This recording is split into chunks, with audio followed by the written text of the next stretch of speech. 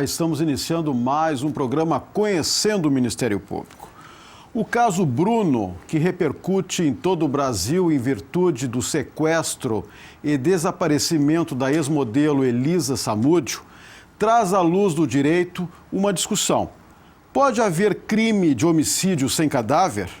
Para analisar o tema que também vem despertando o interesse da sociedade, convidamos o Procurador de Justiça Marcelo Roberto Ribeiro. Doutor Marcelo, quero dizer que é um prazer tê-lo aqui conosco no programa. O senhor que é professor de Direito Penal, Processual Penal.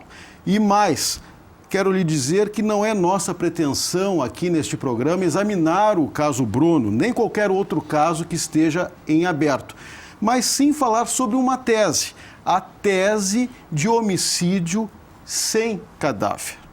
Então, a minha primeira pergunta é a seguinte, doutor Marcelo.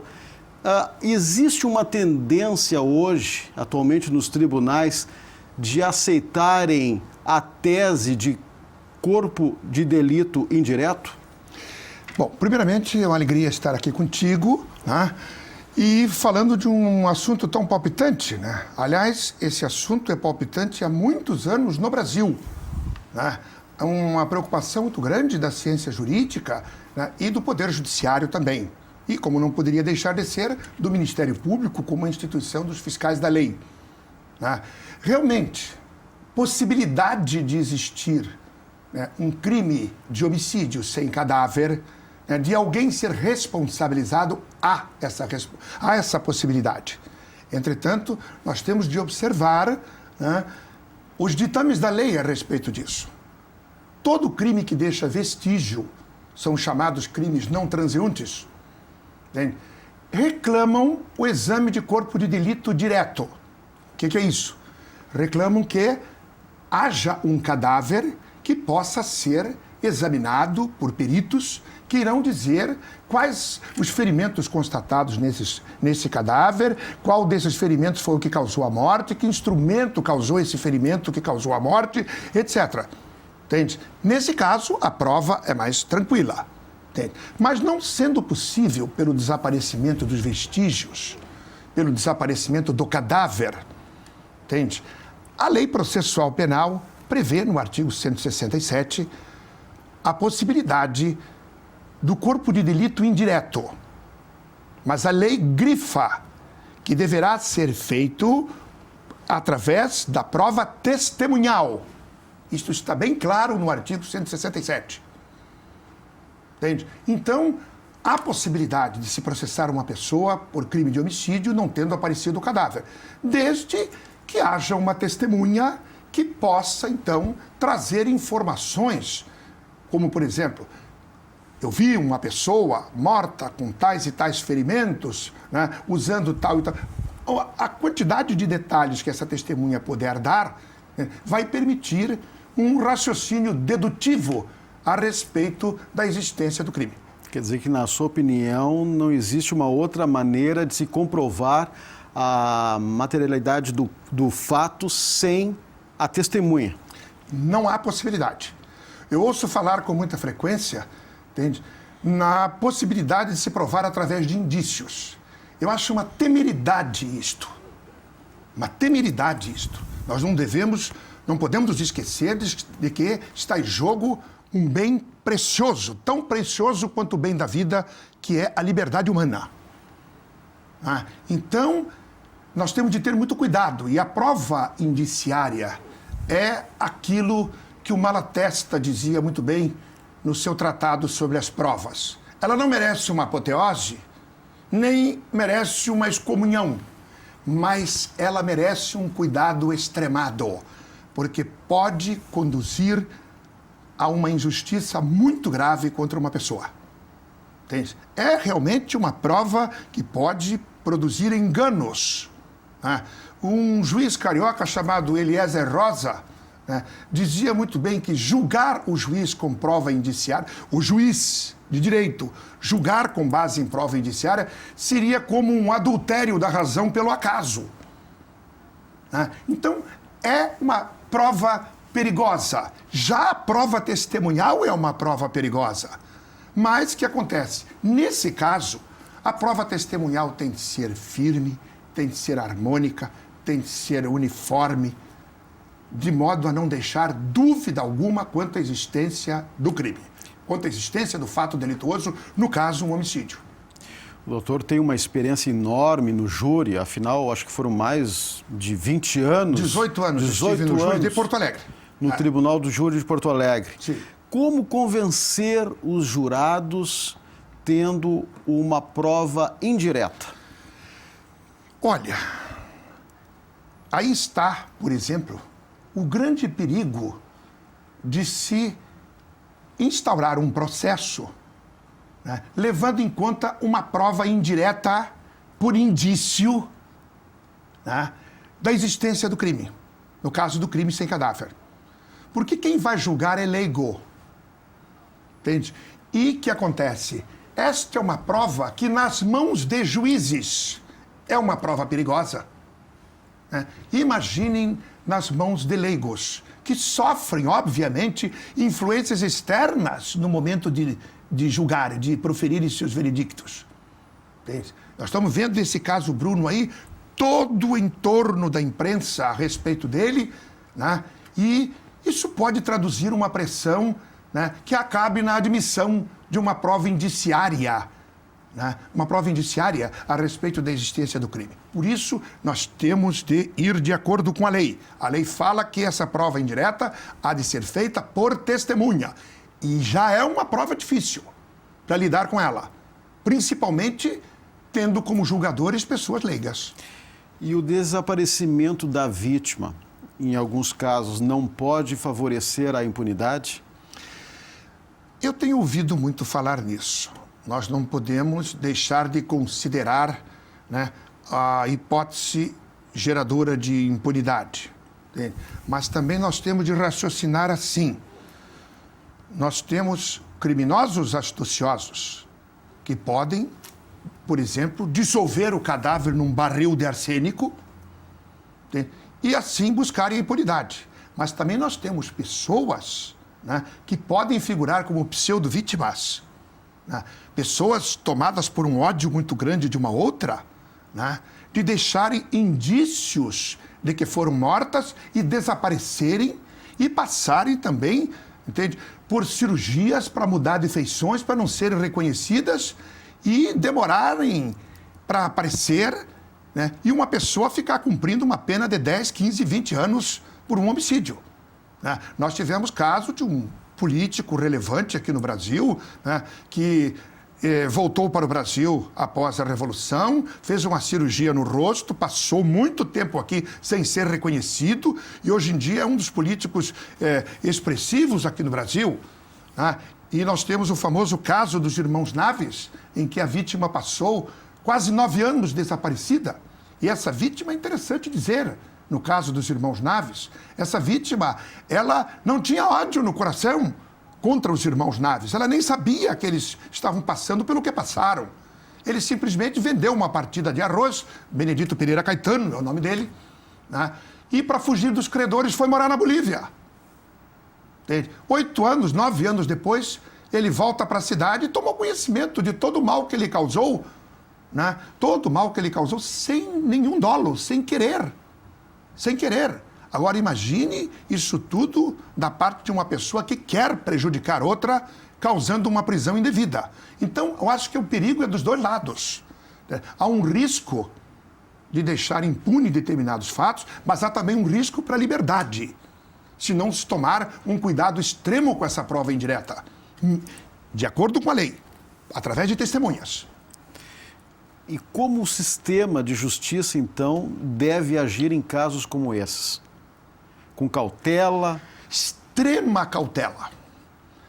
Eu vou relatar rapidamente um fato ocorrido aqui em Porto Alegre, do qual eu fui promotor. Né? De um médico que foi acusado de ter matado uma senhora com quem ele teve um romance extraconjugal e um filho, né, dele com esta mulher. Entende? Havia uma prova considerável, né, de autoria deste crime. Porém, nunca e até hoje esta mulher e esta criança apareceram. Não foi possível. Eu, através de dezenas de requisições de diligências, não consegui encontrar o cadáver dos dois. Não consegui encontrar uma prova testemunhal de que esta mulher e o filho houvessem sido mortos. Entende? Então, o que eu tive de fazer? Pedi o arquivamento do inquérito policial, né, em respeito à lei, embora tendo nas mãos a prova da autoria, entende? Que teria sido confessada pelo médico para um amigo de infância. Entende? Mas a prova da existência do crime, essa eu não tinha, nem direta, nem indiretamente. Então, a providência correta que se me impôs foi o arquivamento do inquérito policial. Entende? E vamos aguardar, porque o homicídio tem um prazo prescricional bastante amplo, 20 anos. Né? Se nesses 20 anos aparecer o cadáver desta mulher e desta criança, esse médico poderá ser processado e condenado até. São muitos os casos, como o senhor já referiu aqui, para citar como exemplos. Sim. Mas como é que fica nesses casos em que não temos o corpo da vítima, mas temos indícios de sangue encontrado no local? Como é que fica essa situação toda dos vestígios? Olha só, citando o caso Bruno, por exemplo, a gente ouve dizer com muita frequência que aquele sangue encontrado dentro do carro seria um indício de que essa mulher morreu. Não. Ela pode ter se ferido dentro do carro, mas não morrido. Entende? Por isso é que eu digo, a prova indiciária é uma prova fraca demais para comprovar a existência de um homicídio, num caso como esse. Entende? Por isso o legislador teve o cuidado de exigir uma prova mais robusta, a prova testemunhal. Entende? E não trabalhar com indícios. Agora, tendo-se esses indícios colhidos pela polícia, o Ministério Público, como fiscal da lei, tem o dever de denunciar. Não. O Ministério Público pode entender que os indícios, de acordo com a lei, não bastam para a existência da prova do homicídio e arquivar o inquérito. Esta seria a postura que eu tomaria. Porque eu acho que a lei é bastante clara, e inclusive o Código de Processo Penal, no artigo 564, quando trata das nulidades, gente, diz que será nulo o processo se não houver prova direta do corpo de delito ou indireta, e ainda faz expressa referência ao artigo 167, que diz que essa prova indireta tem de ser feita através de testemunha exclusivamente. Exclusivamente. Quer dizer, não deixaria nem para o conselho de sentença. Não chegaria nem a haver processo. Entende? Nós temos muitos casos históricos, entende, a respeito deste assunto, né? Nós tivemos no Rio de Janeiro, há muitos anos, o famoso caso da Dana de Tefé, entende? Da morte dessa mulher foi acusado um advogado criminalista brilhante chamado Leopoldo Heitor, cognominado advogado do diabo, por isso mesmo. O corpo dessa mulher nunca foi encontrado. E ele foi processado originalmente por um latrocínio. Entende? Foi condenado, este processo foi anulado, depois foi para o júri, entende? Como homicídio. Foi 2 vezes julgado pelo júri e foi absolvido. Entende? Mas o que acontece? A prova da materialidade, da existência do crime, foi através de testemunha. E assim mesmo ele foi absolvido. E a doutrina, historicamente, se inclina para justamente se ter o cadáver. Sim, este é o essencial. A prova mesmo tem de ser feita porque se trata de um homicídio, que é um crime que deixa vestígio, né? Então, há necessidade, obrigatoriedade do exame de corpo de delito direto, existindo o cadáver. Só no caso do desaparecimento do cadáver é que nós vamos ter o exame de corpo de delito indireto através de testemunha. Eu tenho ouvido, Marcos, com muita frequência, as pessoas dizerem que nós temos de superar este trauma do caso dos irmãos Naves. Eu acho que nós não temos de superar este trauma. Nós temos de sempre lembrar do caso dos irmãos Naves, um dos erros judiciários mais fragorosos da justiça criminal brasileira, felizmente não cometido pelo júri, porque o júri absolveu os irmãos Naves em 2 oportunidades. Depois houve recurso do Ministério Público e, por infelicidade deles, na época, o Getúlio Vargas, através do decreto 167 de 1938, retirou a soberania do júri, permitindo que o tribunal pudesse reformar decisões do júri. E eles foram condenados pela justiça togada. Togada. Há 25 anos e 6 meses, me parece, de reclusão. Esse caso aconteceu na década de 30, né, em Minas Gerais. Em 1937, numa cidadezinha chamada Araguari, em Minas Gerais. Sim. Nós temos de nos lembrar sempre deste caso, para que isto não volte a acontecer. Agora, na dúvida, não é pró-sociedade? Na dúvida, temos só os indícios. Não teríamos que deixar, eu volto a insistir, não teríamos que deixar para o Conselho... Veja bem, se houver um processo no momento da pronúncia, entende? Ainda assim, não pode haver dúvida quanto à existência do crime. Os requisitos para a pronúncia são prova da existência do crime e indícios de autoria e participação.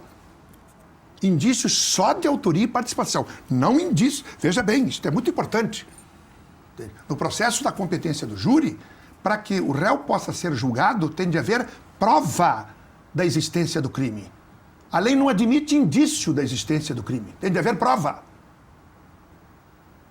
A lei admite indício de autoria ou participação. Isso na pronúncia. Agora, para que haja o processo, é preciso também prova da existência do crime, direta ou indireta, e indícios de participação. Entende? Mas nesse momento, quando o promotor aprecia o inquérito policial e vai ofertar ou não a denúncia, entende? Ele não pode, de forma alguma, abrir mão da prova da existência do crime. Entende? Não pode haver dúvida quanto à existência do crime. Quanto a isso, não pode haver dúvida. O crime tem de estar provado que existiu. A materialidade do crime tem de estar provada. Então, nesse momento, na dúvida em favor do réu. Só será em favor da sociedade se, havendo o processo e ele chegar até o momento da pronúncia. Aí sim. E assim mesmo, veja bem, dúvida em favor da sociedade nesse momento. Nesse momento. Mas lá atrás, não. Não vamos submeter uma pessoa a um processo, né? O Carnelucci, numa obra chamada El Problema de la Pena, dizia uma coisa muito interessante. O processo criminal é muito curioso. Para saber se deve punir, pune-se com o processo. Entende? O processo, nos dias de hoje, acabou se transformando num instrumento de punição. Entende? Então nós temos de ver, basta ver todo o estardalhaço que a imprensa faz em torno de um caso desse, né? Em que, se o réu vier a ser absolvido num processo criminal por homicídio, este rapaz, este goleiro, entende? Que eu digo pobre porque ele é um infeliz. O cara que, se ele fez isso aí, pobre dele. E se não fez, também pobre dele, porque ele está com a vida estragada. Em razão de tudo o que está acontecendo em torno dele, de todas as notícias que estão girando em torno dele. Então nós temos de ter cuidado com o princípio da presunção de inocência. Né? Temos de ter muito cuidado com isto. Entende? A liberdade humana é um bem equiparável, francamente, à vida humana. Entende? Eu ouço, às vezes, se estabelecer uma diferença. Não, a vida vale mais que a liberdade. E quem é que pode garantir que uma pessoa privada de sua liberdade vive dentro de um estabelecimento penal? Então, eu acho que o promotor de justiça, eu estou dizendo de justiça, tem de tomar cuidado com isto.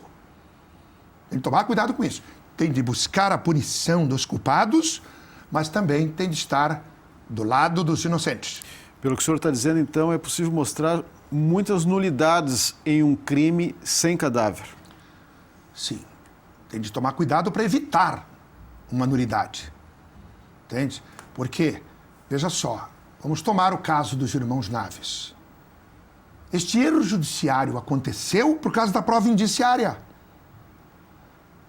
A materialidade, a existência do homicídio, porque o cadáver não existia, porque a vítima estava viva.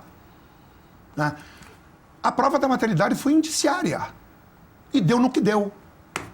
E deu no que deu. Ficaram os irmãos quase 9 anos presos, um deles morreu, o outro saiu em livramento condicional quando a vítima apareceu viva. Entende? Isto é muito sério. Este erro judiciário é uma nódoa na justiça criminal brasileira. E sempre vai ser. E deve servir de alerta para todos os juízes, promotores, jurados, advogados, para que isto não se repita. Não se repita. E, por infelicidade dessa família Naves, constatado o erro judiciário, o Estado de Minas foi condenado a pagar a esta família uma indenização, entende? E parece-me que agora, em 1999, ou o ano 2000, morreu o último membro da família e o Estado não pagou essa indenização. Isso é um escândalo. Um escândalo.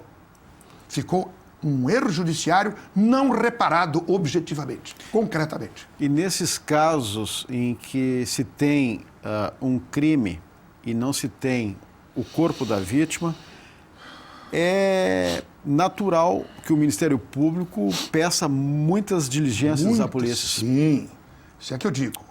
O Ministério Público tem de diligenciar de todas as formas possíveis em busca dessa prova indireta.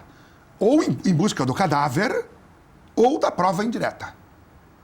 Entende? É realmente muito trabalhoso. Esses casos são trabalhosos para a polícia, para o Ministério Público e para o Judiciário. Por quê? Para se evitar que uma pessoa seja condenada injustamente.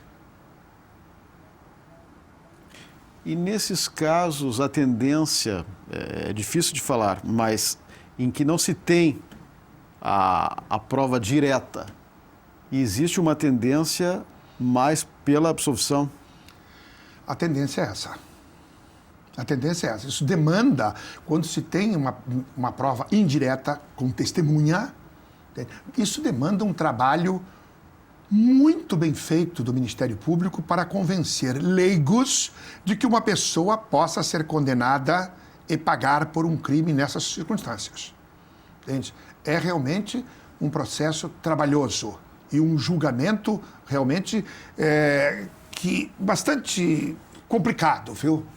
É preciso realmente que o Ministério Público tenha uma retórica muito forte para convencer de que há elementos para condenar. Entende? E o senhor já condenou um réu tendo a prova indireta? Não, nunca tive um processo com prova indireta. Estive na iminência de ter, né? Esse caso do médico que eu acabei arquivando por inexistência de prova direta ou indireta da existência do crime. Nunca tive. Certo. Agora, é difícil também para os jurados entenderem toda uma situação. Ah, muito difícil. É difícil isso, né? Se para um juiz de direito que está habituado, que no seu dia a dia lida com a interpretação dos fatos constante de um processo, lida com a prova, você imagina, é difícil? Imagina para um leigo. Como é difícil? Até porque o leigo se projeta no fato e pensa, olha, eu amanhã, ninguém está livre de ser acusado de um homicídio. Eu costumo dizer que o homicídio é um crime que qualquer um de nós está sujeito a praticar. É bem diferente de um roubo, de um estupro, etc. e tal. Mas o homicídio é um crime que qualquer um de nós está sujeito a praticar. Basta estar armado e não ter condições psicológicas para ter uma arma na cintura, já está a um passo de um homicídio. Entende? E o jurado faz esta projeção. Ora, Amanhã eu posso ter aí um inimigo e esse inimigo, meu inimigo figadal, com muito ódio de mim, sumir, deixar vestígios de que foi morto, de que eu fui o autor do crime, e ele fazer uma cirurgia plástica e ir para um país estrangeiro viver, né? E eu acabar condenado aqui, um crime sem cadáver, né? 20 anos de reclusão. O jurado faz esta projeção, faz esta empatia, coloca-se na posição do réu e coloca-se também na posição da vítima. E mesmo tendo-se indícios. Bom, a prova indiciária é uma prova difícil de ser aceita por leigos, entende? Como é difícil de ser aceita por juízes também. Entende? É o que eu digo. É uma prova que pode levar a muitos enganos. A prova indiciária, somada com uma boa retórica, você leva à conclusão que você quiser. Se você tem indícios e tem uma boa argumentação em torno deles, você leva para o resultado que você quiser. Por isso é uma prova perigosa. Infelizmente, a prova testemunhal também, que sofre a influência da morte de um ser humano, né, e da iminência da perda da liberdade de outro. Né? A prova testemunhal é uma prova difícil de lidar. Alguém já disse que é a prostituta das provas. Né? Mas você vê bem, isto é uma prova que requer cuidado, mas infelizmente o processo criminal brasileiro ainda se alimenta muito da prova testemunhal, ainda. Entende? Nós precisamos avançar para uma situação em que haja mais prova técnica do que prova testemunhal para decidir um processo. Isso aí, falando em prova técnica, às vezes as provas técnicas e também outras considerações fazem com que a polícia e o próprio promotor monte um quebra-cabeça e chegue a uma conclusão. Por isso que eu volto a insistir na questão dos indícios. Se tudo isso esse somatório todo não é satisfatório para uma condenação.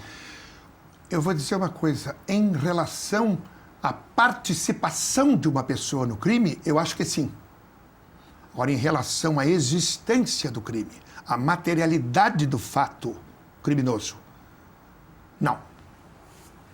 Os indícios são muito pouco para isto. E por isso mesmo, o legislador só fala no artigo 167 em prova testemunhal para o corpo de delito indireto. Entende?